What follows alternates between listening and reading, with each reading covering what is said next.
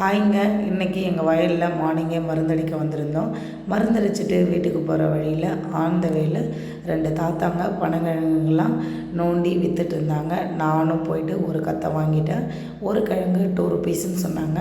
So நான் 50 கிழங்கு 100 ருபீஸ்க்கு வாங்கினேன். அவங்க எவ்வளோ கஷ்டப்பட்டு அவங்க ஹார்ட் ஒர்க் பண்ணுறாங்கன்ற வீடியோவில் பாருங்கள். தாங்க தாத்தா, தாங்க அதை வச்சிருக்க காசு. ஒரு கிழங்கு 2 ரூபாயா? ராதாபுரம் போகிறேன், எனக்கு வீடியோ எடுக்க போகிறேன் நோண்டுறது.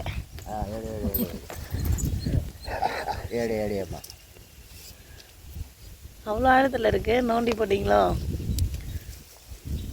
இதை உடச்சி வேற சாப்பிடுவாங்க தானே அந்த இதுவா? இதோ மேலே இருக்கே, அதான் யூடியூப்லாம் பார்த்தேன், எல்லாம் உடச்சி சாப்பிட்றாங்க.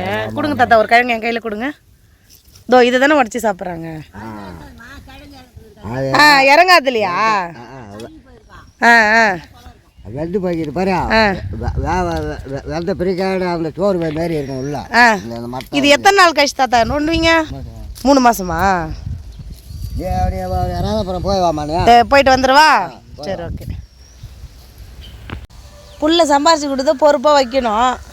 சொல்லு தாத்தா, கட்டிட்டுங்க தாத்தா. எக்ஸ்ட்ரா 1-2 வச்சே இல்லையா? அது கிழங்கு வராது, ஒரே ஒரு இது இருந்தால் கொடுங்களா, யூடியூபுக்கு உடைக்கிறதுக்கு. இருந்துச்சுன்னா எடுத்து வைங்க, இவர்கிட்ட கொடுங்க. சாயங்காலம் வந்தால் கூட இவர்கிட்ட வாங்கிக்கிறேன். நீ வாங்கலாம் மாமா கிழங்கு? இல்லை, வண்டி டிக்கியில் வச்சுக்கிறேன். கிழங்கை வீட்டுக்கு எடுத்துகிட்டு வந்தாச்சு. இப்போது கிழங்கோட நுனி பகுதியும் அடிப்பகுதியும் கட் பண்ணி வச்சுக்கலாம். இல்லைன்னா அந்த பகுதியை எப்படி நம்ம த்ரோ தான் பண்ணுவோம்.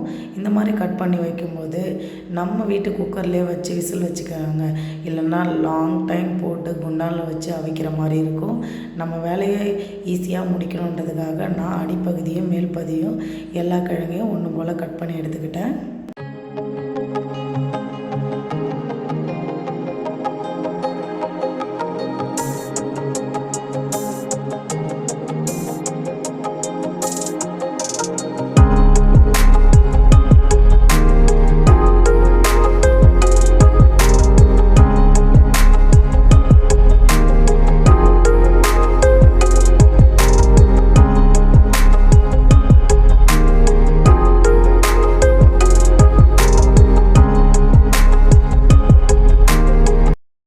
கிழங்கை எல்லாத்தையும் நறுக்கி எடுத்த பிறகு நல்லா மண் இல்லாமல் வாஷ் பண்ணி எடுத்துக்கலாம்.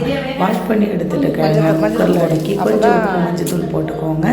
ஏன்னா மஞ்சத்தூள் பித்தத்தை கண்ட்ரோல் பண்ணும் அப்படின்னு சொல்லுவாங்க. அதனால தாங்க குக்கரில் 6லேருந்து 7 விசில் வச்சு எடுத்து குக்கர் ரிலீஸ் பண்ணி பாருங்கள். கிழங்கு நல்லா குக்காகி இருக்கும்.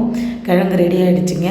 கிழங்கை வெளியில் எடுத்தால் உடனே சாப்பிட்டா சிறு கசப்பாக தெரியும். அதனால் நல்லா ஆற வச்சு சாப்பிடும்போது தான் கிழங்கு சுவையாகவும் இருக்கும், மணல் மணலாகவும் இருக்கும். சாப்பிட்றதுக்கு ரொம்ப நல்லா இருக்குங்க.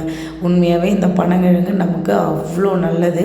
நார்ச்சத்து அதிகமாக இருக்கிறதால வயிறு பிரச்சனை இருக்கிறவங்க எல்லாருமே, சுகர் பேஷண்ட் எல்லோரும் அவாய்ட் பண்ணாமல் சாப்பிட்லாம். நமக்கு ஈஸியாக கிடைக்கிறதால என்னவோ யாரும் பெருசாக மதிக்கிறதில்ல.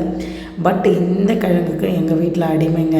நான் திருப்பி இன்னும் 2 டேஸ் கழித்து கிழங்கு கேட்டிருக்கேன். நான் போயிட்டு வாங்கிட்டு வரலான் இருக்கேங்க. ஓகே ஃப்ரெண்ட்ஸ், தேங்க்ஸ் ஃபார் வாட்சிங்.